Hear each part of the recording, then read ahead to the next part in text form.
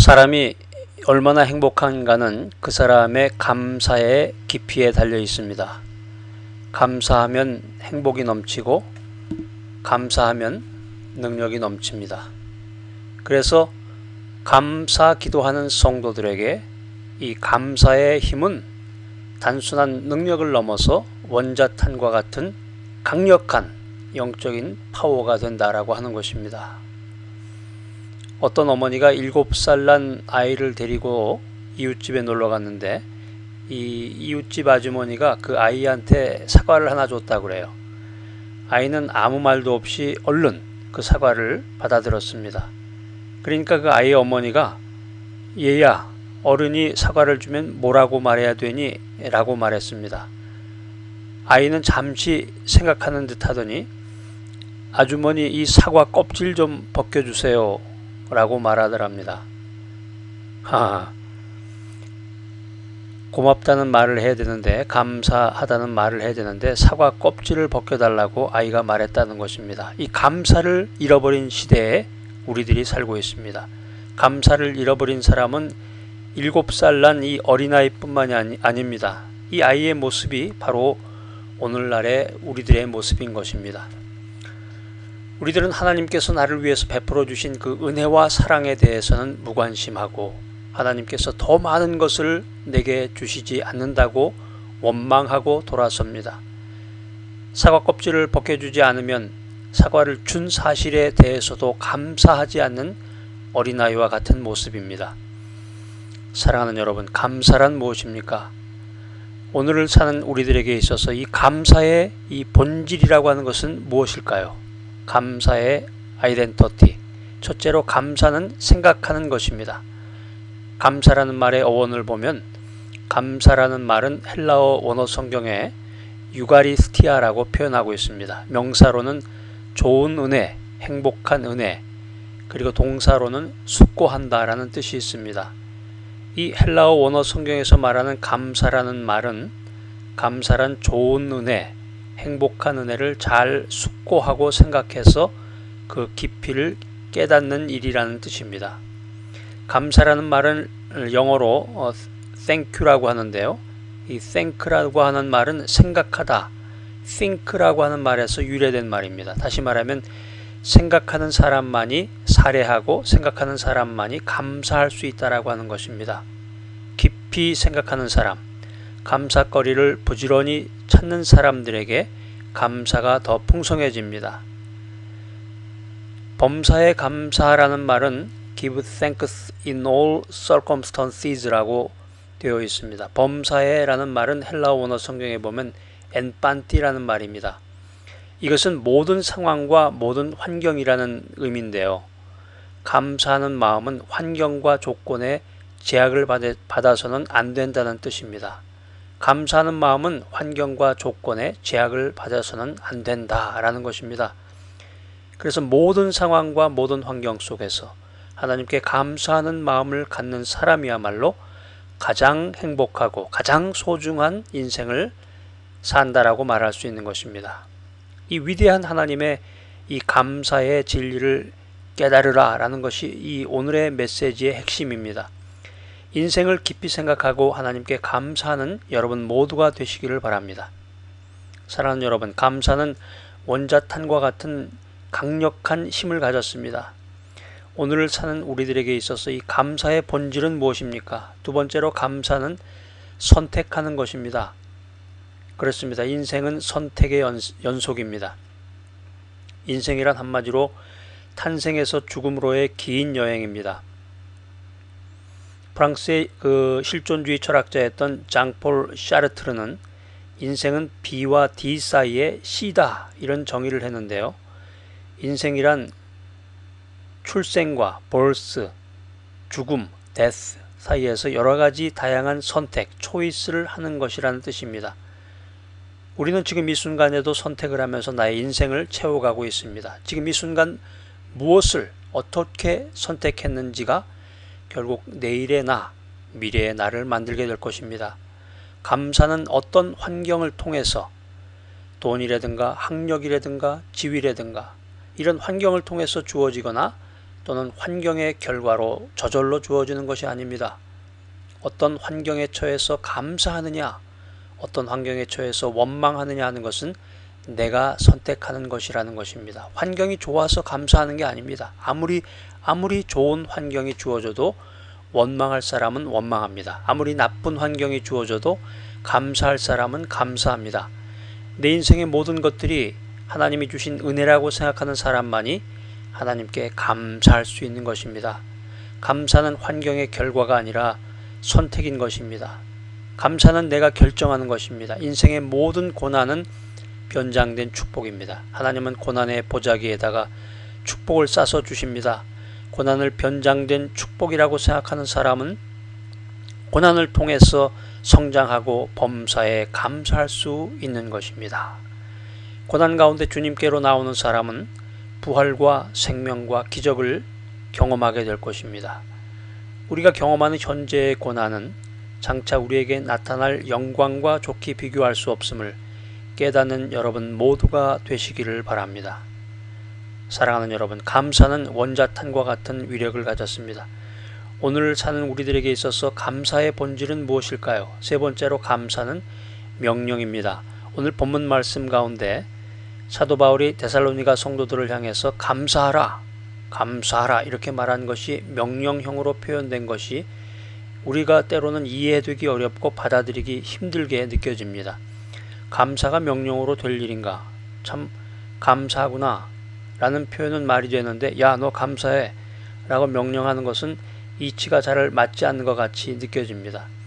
감사는 필링의 문제인데 감정은 느껴져야지 억지로 만들어낼 수 없습니다. 그래서 감사라는 명령이 불편하게 들리는 것은 사실입니다. 자, 하나님은 왜 감사를 명령했습니까? 여기에 두 가지 의미가 있습니다. 한 가지 의미는 이 명령은 우리가 인생길에서 자주 감사할 수 없을 때가 있다는 것을 알려줍니다. 그래서 우리가 환경의 결과로 살지 말고 어떤 환경 속에서도 감사하라, 감사라는 의미인 것입니다. 또한 두 번째는 감정의 기복에 따라 살지 말고 어떤 마음을 갖든지 감사하라는 것입니다.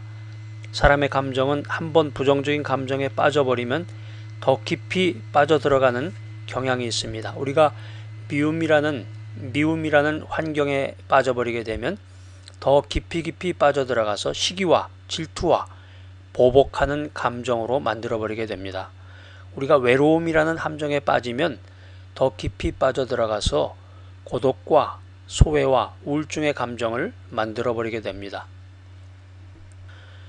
우리가 자신에 대해서 실망하게 되면 자신을 저주하고 자신을 심판하는 감정을 만들어버리게 되는 것입니다.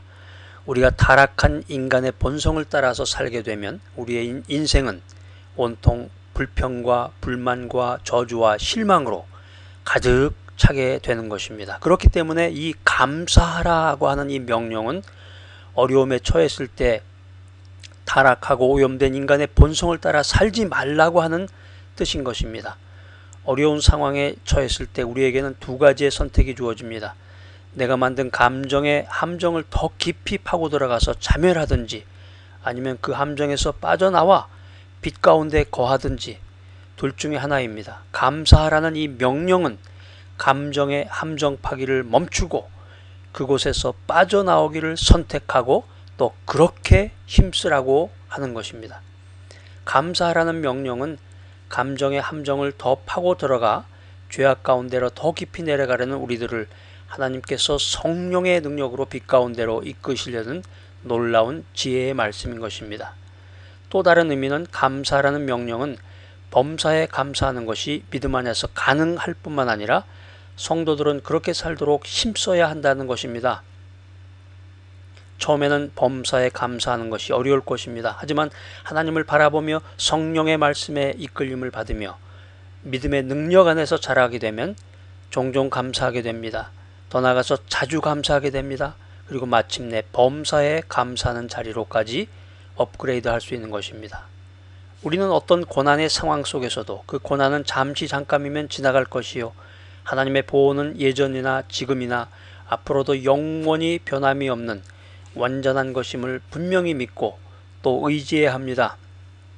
연약한 인간이기에 어려운 상황을 마주했을 때 연약한 인간으로 어려운 상황을 맞이했을 때 염려가 되고 근심이 되는 것이 사실입니다.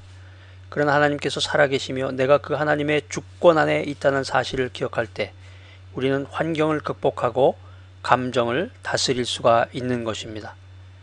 사랑하는 성도 여러분, 어떤 일로 인해서 좌절의 벽에 부딪히고 계십니까? 어떤 실패를 경험하고 계십니까?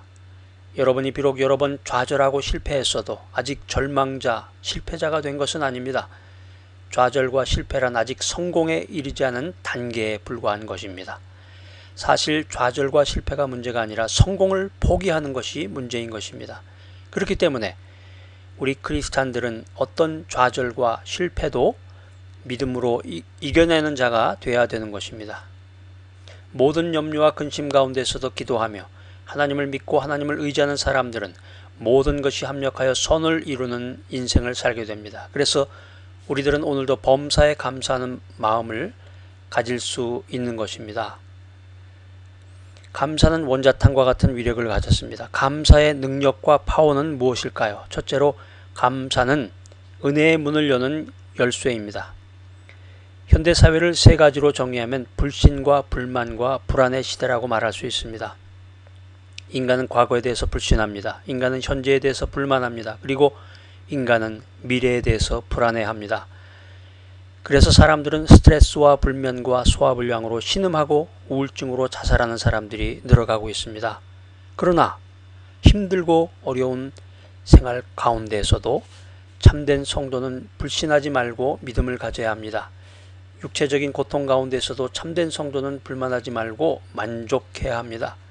경제적인 어려움에 힘들지라도 참된 성도는 불안해하지 말고 평안해야 합니다. 이 모든 것을 가능하게 해주는 열쇠가 바로 오늘 테마인 감사인 것입니다. 그래서 감사는 행복 연습이고 불평은 불행 연습인 것입니다. 불행하면 불행이 시작되고 감사하면 행복이 시작됩니다. 감사는 행복의 문을 여는 열쇠입니다. 감사는 하나님의 은혜의 문을 여는 열쇠인 것입니다. 둘째로 감사는 기적의 문을 여는 열쇠입니다. 빌립보서 4장 6절에 보면 아무것도 염려하지 말고 다만 모든 일에 기도와 간구로 너희 구할 것을 감사함으로 하나님께 아뢰라. 이렇게 기록되어 있습니다. 이것은 역설적인 진리의 표현 방법입니다. 보통 사람들은 주님, 제가 구한 것을 주시면 감사하겠습니다 라고 기도하고 응답받으면 그때 비로소 감사합니다. 그러나 바이블은 이렇게 말씀합니다. 감사함으로 아뢰면 응답이 온다. 세상적인 감사의 방법과 믿음의 감사의 방법이 이렇게 다릅니다.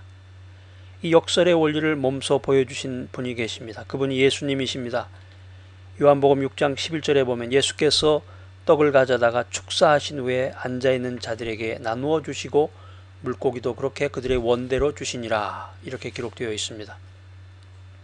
예수님께서 먼저 감사의 기도를 드리고 음식을 나눌 때에 사람들이 배불리 먹고도 12강줄이가 남는 미러클이 일어났습니다.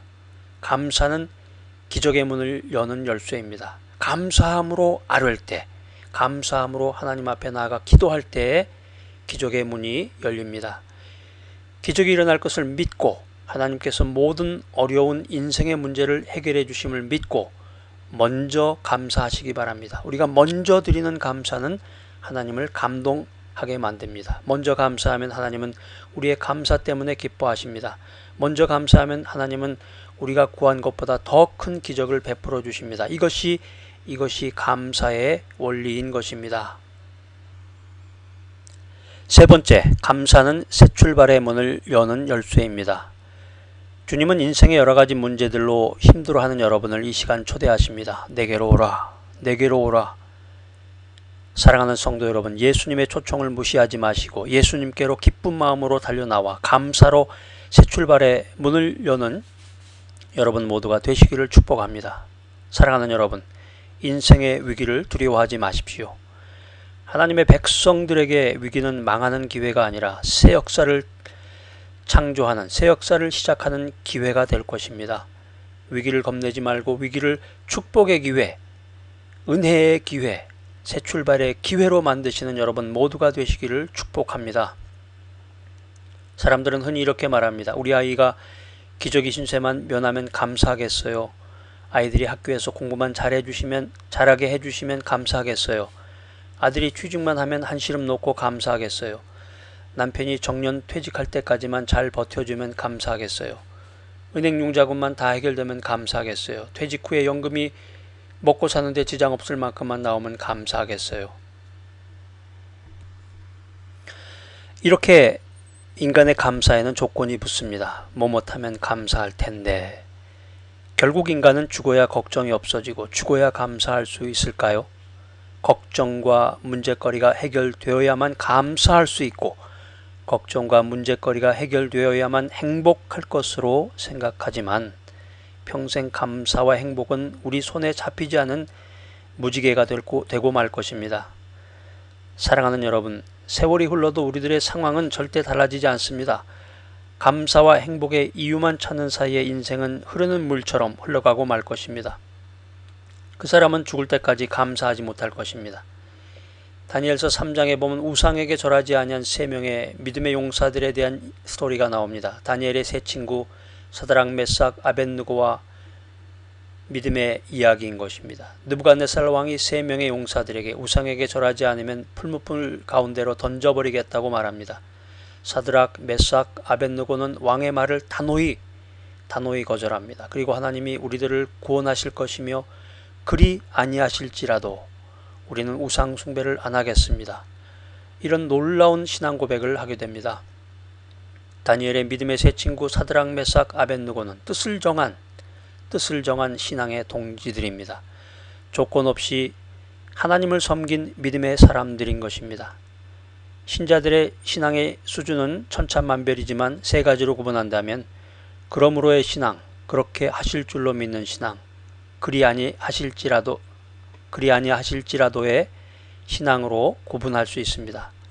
그러므로의 신앙은 이미 하나님의 사랑과 하나님의 은혜와 복을 받았기 때문에 믿는 신앙을 말하는 것입니다. 이에 반해서 그렇게 하실 줄로 믿는 신앙은 하나님께서 미래에 함께 하시며 복을 주심을 믿는 신앙입니다. 그러나 그리 아니하실지라도 이 신앙은 아무런 조건 없이 하나님을 믿는 신앙을 의미합니다. 세 종류의 신앙 가운데서 세 번째인 그리 아니하실지라도의 신앙이 가장 높은 차원의 신앙인 것입니다. 여러분의 신앙은 그러므로의 신앙, 그렇게 하실 줄로 믿는 신앙, 그리 아니하실지라도의 신앙 가운데 어떤 것에 속합니까? 감사는 원자탄과 같은 위력을 가졌습니다. 감사하면 우리가 세 가지 블레싱을 받게 됩니다.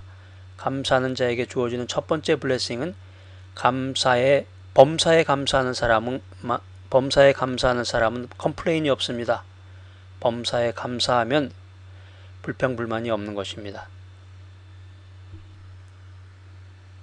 어느 꽃밭에 장미와 백일홍이 나란히 피어 있었습니다. 백일홍은 장미를 보면서 늘 부러워했습니다. 장미님, 당신은 그 아름다운 모습으로 모든 사람들을 즐겁게 해주시니 꽃 가운데서 가장 행복한 꽃입니다. 이렇게 말하며 자신의 신세를 한탄했습니다. 컴플레인했습니다. 그러자 장미가 백일홍에게 이렇게 말합니다. 백일홍님, 나는 당신이 참 부럽습니다. 내 아름다움은 아주 짧은 순간뿐이지만 당신은 100일 동안이나 아름다움을 자랑할 수 있지 않습니까? 하나님께서 각자에게 주신 귀한 축복들에 대해서 감사하지 않고 자기에게 없는 것들을 바라보면서 서로 부러워하고 아쉬워하며 만족하지 못하는 꽃들에 관한 이야기들입니다. 장미는 자신의 아름다움으로 인해 감사하고 백일홍은 많은 날 동안 신선하고 아름다움을 유지할 수 있음에 감사해야 되는 것입니다.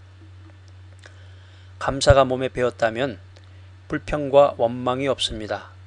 하나님께서 합력하여 선을 이루실 것이라고 믿으며 주님께 감사해야 합니다. 감사하는 자에게 주어지는 두 번째 블레싱은 범사에 감사하는 사람은 탐욕이 없습니다. 영국의 정치가이며 청교도 혁명을 일으킨 올리버 클로멜은 다음과 같은 유명한 식사기도를 남겼습니다.